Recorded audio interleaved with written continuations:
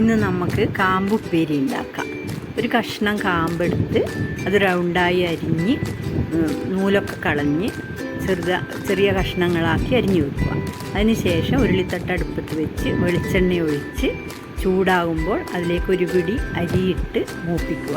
അരി നന്നായി ഇളക്കി പൊരിഞ്ഞ് വരുമ്പോൾ അതിലേക്ക് കുറച്ച് വെളുത്തുള്ളിയും 2 വറ്റൽമുളകും കുറച്ച് കരിവേപ്പിലയും ഇട്ട് മൂപ്പിച്ച് അതിലേക്ക് അരിഞ്ഞു വെച്ച കാമ്പ് ചേർക്കുക.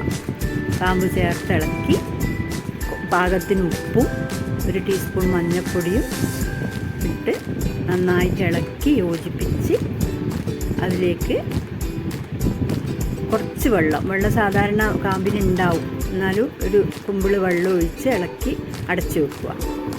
1 മിനിറ്റ് കഴിയുമ്പോൾ അടപ്പ് തുറന്ന് നോക്കി അത് വെന്ത് വരുമ്പോൾ അതിലേക്ക് തേങ്ങ ചിരകിയതും ചേർത്ത് ഇളക്കുക.